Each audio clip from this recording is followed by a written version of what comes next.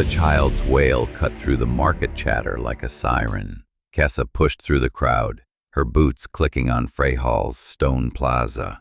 The boy stood near a fruit vendor's stall, maybe 4 years old, face red and wet. Nobody stopped. People flowed around him like water around a rock. She knelt, bringing herself to his eye level. Hey, what's your name? The boy hiccuped, staring at her uniform's gray fabric. I'm Kessa. Let's find your mom, okay? She kept her voice soft, the way her sister used to when Kessa had nightmares as a kid. His small hand grabbed hers. She stood, scanning faces. A woman burst from the crowd, dark hair wild. Tavin! The mother snatched the boy away, yanking him behind her legs. Her eyes locked on Kessa's rank insignia. We haven't done anything. I swear, we have our permits. I'm not enforcement. He was lost. I was just helping. The woman's expression shifted from panic to confusion, then landed on something worse. Embarrassed disgust. Oh, right. Thank you. She grabbed Tavin's hand and hurried away without looking back. Kessa stood there, people streaming past. An island again. Lieutenant. The fruit vendor, an older man with sun-creased skin, held out a mango. For your service. The words came out rehearsed, mechanical. His smile didn't reach his eyes. That's not necessary. Please, really. He thrust the fruit forward. She accepted the mango, its weight foreign in her palm. Thanks. His shoulders dropped half an inch. Relief. Her calm chirped. Kessa stepped away from the stall, pressing the earpiece. Varn. Lieutenant, recall to Garrison. Transport leaves in 90 minutes. Acknowledged. She dropped the mango in a waste receptacle and headed for the Garrison road. The market noise faded behind her. Music, laughter, the pulse of civilian life she'd never quite learned to navigate. Relief settled in her chest like a stone finding the bottom of a lake. Out here, she was the uniform first, the threat, the necessary evil that let them sleep at night while keeping them awake when she walked past their children. At least in the Garrison, everyone wore the same face. The sirens didn't start with volume. They started with pressure, a tremor under her ribs that rose until her molars buzzed. Kessa was 3 blocks from Fort Meridian when a flare bloomed above the eastern quadrant. Orange, suspiciously high, too clean, too surgical to be anything in her threat catalog. People stopped moving, heads tilted skyward. Then another flare, and the crowd broke. Bodies shoved into motion. She pushed back against the current, elbows tight, slipping between arms and shoulders. A woman clutched 2 children. A man staggered, dropping produce that bounced across the pavement. The fortress gates were open. Emergency protocol. The checkpoint booth still glowed, but its purpose had collapsed under the flood of civilians. A squad in full sealed armor held the line, rifles angled down but ready, bodies forming a wall of composite plating between the crowd and the open gate. The lieutenant stood bareheaded, helmet in the crook of his arm, barking orders to keep the perimeter from buckling. "Back! We cannot take additional civilians inside. Fall back to your assigned shelters." Kessa flashed her ident at him mid-stride. He caught the rank, gave a curt nod, and pivoted back to his men without a word. She was already past him and running inside. The world contracted down to a ferrocrete corridor. 50 meters. Her boots hammered against the floor. Voices bled through sealed doors, layered, frantic. The doors slid open. Noise punched her. Overlapping voices at 24 stations. Displays whining as their refresh limits tore past spec. Heat in the air. Too many bodies, too much breath. Recycled air struggling to stay breathable. Commander Halls stood at the tactical hollow, his face leached of all color by the red markers spreading across it. Lieutenant Varn. Grid stations, monitor and relay. No space for interpretation. She moved. The alien contacts weren't behaving. They weren't even behaving by the rules of motion. Every time she blinked, their approach vectors had shifted. Not like acceleration, not like course correction, but like the data didn't want to hold still long enough to be observed. Sergeant Tam's hands skated over his panel. Sentinel on the line, patching. The channel opened mid-panic. We can't bracket them. Vector shift doesn't align. We can barely hit. They're inside our firing salt. And then the speakers cracked. What followed wasn't a scream or a human voice. It widened into harmonics no throat could make. Multiple pitches stacking, interfering, collapsing on themselves. Like a chord made of wrong notes. Then a final wet interruption, like strings snapping, and silence. Tam stared at his board, then swallowed hard. Sentinel is gone. Telemetry shows parts of the station are already entering atmosphere above the northern continent. Kessa's pulse hammered in her gums. Halls didn't flinch. Civilian evacuation. All shelters. Sir, we do not have protocols. Make them up. Kessa's console lit firing authority. She thumb-locked the batteries live. Target packets poured in, jittering, collapsing, then reappearing a fraction out of phase, but enough to engage. The fortress spat fire. Shells met metal in bright, honest flashes. One turret caught a dropship's center mass. Another battery tore apart a landing skiff. For a heartbeat, the board showed real kills. Then the misses returned. Salvo after salvo passing clean through where targets had been a moment before. Every verified hit was drowned out by new signatures spawning across her display. Her chest went still. The numbers weren't in their favor. They were hitting some, but nowhere near enough, and the target list kept growing anyway. Far below conscious thought, a hard, simple truth settled. This was not contact. This was the beginning of erasure.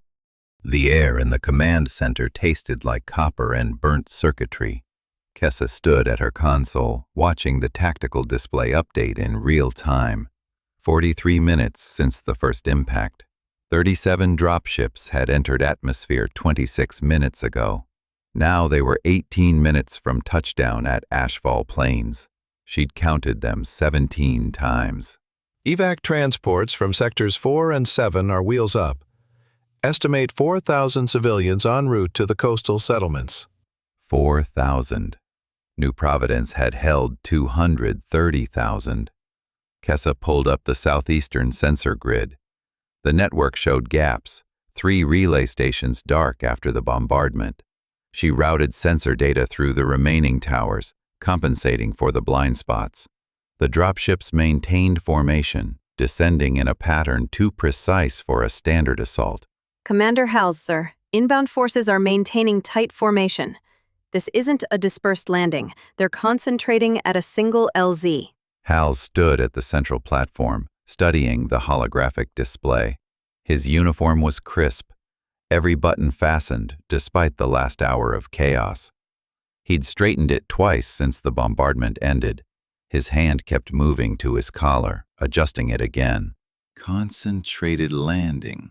Captain Torres, status on our artillery coverage. We have 3 mobile batteries covering Ashfall Plains, 6 more batteries covering the coastal highway evacuation route, 2 guarding Redstone Ridge, and 4 defending the Northgate corridor. Not enough. We're spread across 4 fronts. If they land at Ashfall Plains unopposed, they can push straight through to Fort Meridian. Sir, the batteries on Coastal Highway are the only fire support for... Pull 2 batteries from Coastal Highway. Reposition 2 from Northgate. All guns on that landing zone. And get me air support. Do we still have atmospheric fighters? 3 squadrons, sir, but they're covering the... Redirect them. I want everything we have hitting that landing zone the moment those dropships touch down. Sir, if we pull air cover from the evacuation routes, the transports will be exposed. The transports have shields. And send a recon unit to Redstone Ridge. No, make it 2 units. If they're landing at Ashfall Plains, they might be using redstone as a diversion. Kessa watched the orders flow across her screen. 6 batteries pulled from 3 different defensive positions, air support stripped from evacuation coverage, 2 recon units, 40 soldiers, sent to scout an empty threat. She looked at her screen. 16 minutes now. She counted the dropships again. Still 37. She traced their trajectory with her thumb against the console edge until the nail turned white. Permission to speak, sir. Denied. Lieutenant, I need firing solutions for… Sir, the dropships aren't heading for Fort Meridian. I just said concentrated landing, Lieutenant. If they establish a beachhead at Ashfall Plains… They're not trying to take the fort. Look at their approach vector. Ashfall Plains puts them 20 kilometers from the coastal highway junction. Not here. So we hit them before they can advance on our position. Sir, if we pull our batteries and air cover from the evacuation routes, we're leaving the transports completely exposed. 4,000 civilians on coastal highway alone. Those transports have defensive systems. Light shields, sir. Designed for debris, not military ordnance. The command center went quiet, except for the hum of electronics and the soft ping of incoming sensor data. Torres had stopped typing. Even Tam had paused mid-report, his hand frozen over his console. You're suggesting we let them land unopposed? I'm suggesting their landing zone choice is deliberate. New Providence was bombarded from orbit. No ground forces, no landing. Just orbital strikes on a civilian target. Now they're putting boots on the ground, but not at our defenses. They're positioning to interdict our evacuation routes. That's speculation, Lieutenant. Sir, the math supports it. If they hit the coastal highway junction, they cut off 3 evacuation corridors. We'd lose access to the coastal settlements entirely. Then we need forces at both positions. Torres, split the batteries. 4 guns on Ashfall Plains. Keep 4 on coastal highway. Sir, that's not enough firepower at either position. We'll be too weak to stop them anywhere. Then we reinforce with infantry. Pull a company from the… No, 2 companies. Station them at… here. And here. And we need reserve forces ready to redeploy if they change vectors. Kessa pressed her thumbnail harder against the metal. 15 minutes. The batteries would take 20 minutes to reposition. The infantry would arrive after the dropships landed. The split forces would be too thin to stop a concentrated push at any single point. Execute those orders. And someone get me a casualty count from New Providence. I need to know what we're dealing with. Kessa returned to her console. She pulled up the firing solutions Halls wanted. Artillery coverage split between 4 locations. Each position undermanned. Each response too slow to matter. She counted the dropships one more time, pressing her thumbnail into the metal edge until it hurt. Still 37. And Commander Halls's orders would leave every evacuation route exposed when they landed. Commander Halls's right hand had been resting on the edge of the display table for the past 30 seconds. Kessa watched his knuckles fade from pink to white to bloodless gray as his grip tightened. His left hand hovered over the communications panel, index finger extended, trembling in the air between 2 blinking channels. He didn't press either one. Sir, New Providence is reporting orbital defense grid at 62%. Ground forces confirmed in Sector 7. Commander, New Providence needs immediate air support or they're… I know, Captain. Get them. Get the 3rd Wing airborne. 3rd Wing's already deployed to the Southern Hemisphere, sir. You ordered them there 4 minutes ago. Halls's mouth opened, closed. His gaze swept the tactical board as if reading a foreign language. The projected hologram bathed his face in red light from dozens of landing site markers. He blinked rapidly, 3 times, 4 times. Then redirect them. No, keep them there. Send the reserve squadron. Reserve squadrons supporting the landing site containment, sir. The commander's hands went flat against the display table. He leaned his weight into them, shoulders hunched, head dropping forward. Kessa could see the sweat darkening the collar of his uniform. His breathing had gone shallow and quick. Around them, the command center had fractured into a dozen separate conversations. Officers shouted coordinates at each other across the room. Captain Torres tried to coordinate air support while Lieutenant Chen barked conflicting orders to the ground forces. No one waited for confirmation. No one checked if their orders contradicted someone else's. Red icons multiplied across the tactical map. One appeared on the northern continent, then 2 more, then 4 on the western peninsula. They bloomed like blood drops hitting water. Commander Halls. Torres stepped closer, close enough that her shoulder nearly touched Halls's. New Providence is requesting, Send them whatever they need. Just handle it. You handle it. Torres's head jerked back as if she'd been slapped. Her mouth worked silently for a moment. Then she turned to her console, but his hands hesitated over the controls. He glanced back at Halls once before making the call himself. Static burst from the New Providence channel. A voice, young and male and breaking with terror. They're through the walls. They're in the streets. They're... The transmission cut to dead air. The silence spread outward from the communications station. Officers stopped mid-sentence. Hands froze over keyboards. Someone's stylus clattered against a desk. Kessa felt the sound of it in her chest. Not the stylus, but the absence that followed the static. The shape of what wasn't there anymore. At the defense grid station, Sergeant Tam reached out and tapped his screen twice. His movements were precise and economical, the same gestures Kessa had watched him make 1,000 times.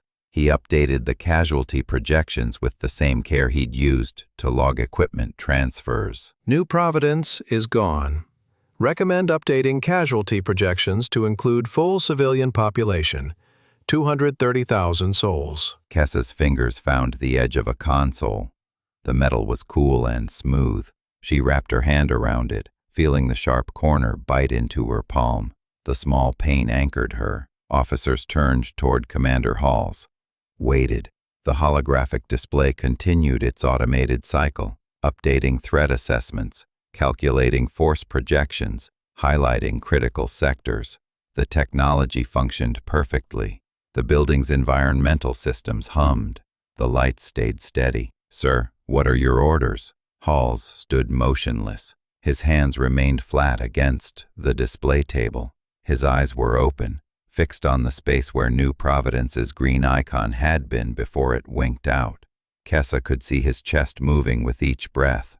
But that was all. He might have been a statue, a monument to a commander who had been. Torres looked to Captain Oren. Oren looked to Lieutenant Chen. Chen looked at her console, then back at the tactical board, then at Kessa. Waiting. Everyone waiting. The tactical board updated with a soft chime. 3 new landing sites appeared on the northern continent, their markers pulsing red against the terrain map. The computer helpfully calculated optimal response vectors and highlighted the nearest military assets. No one moved to deploy them. Kessa watched an officer at the communications station receive an incoming transmission. The woman's lips moved as she listened, her face going progressively paler. She looked up, scanning the room for someone to report to. Her gaze settled on Hals's motionless form, then slid past him. She closed the channel without responding and turned back to her screen.